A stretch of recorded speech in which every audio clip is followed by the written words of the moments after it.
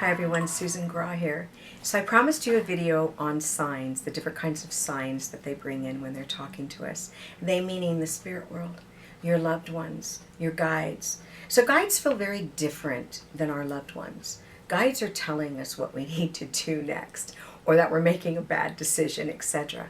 Our loved ones, how we know it's them is it feels familiar. We feel love. We feel memories. We remember things, not just feel the memory. We get smells, senses. All of our clairs, our senses, and I'll talk about clairs in another video, all of those senses come together and we experience what's around us. So it's important to keep those five senses open: hearing, seeing, smelling, tasting, all of them, viewing. And when they come through with their signs, they're going to come with small things first. So maybe I'll tell someone, your brother's telling me he's going to send a bee into the garage with you. And they go, well, no, I don't think so. And I said, yes, and it's going to buzz around you for a long time. And then they'll call me a couple days later and go, you won't believe it. And I do believe it. And what's interesting is so did they. But sometimes the signs aren't like that. It's not so direct, they're subtle. So it might be you're sitting in a chair and you smell them. All of a sudden you smell them. And you're looking around wondering, what is this that I'm smelling?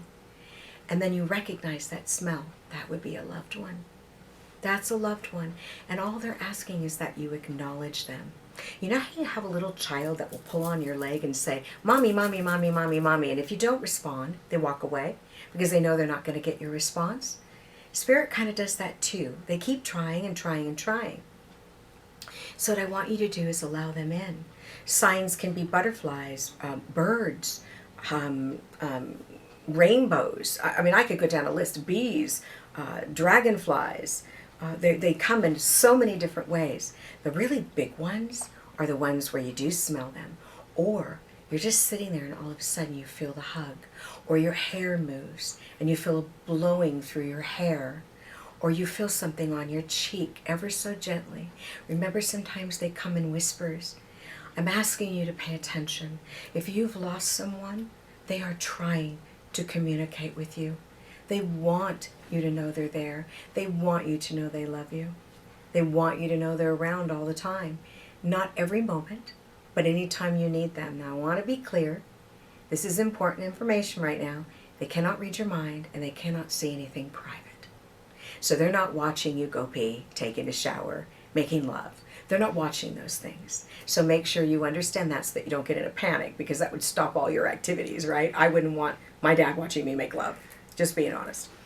But they can't see those things. So I want you to remember they're not able to see those things. What they can do is when you think of them, or when something's going on that is not private and personal, they'll just start popping in. That hummingbird that you see every day that has the green on it that starts coming to the window and tapping, how often do you see a hummingbird tapping? So I want you to remember how important that is. Pay attention.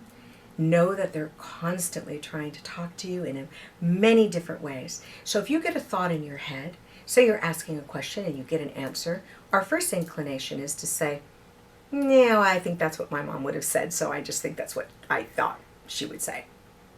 I'd like you to just take a risk.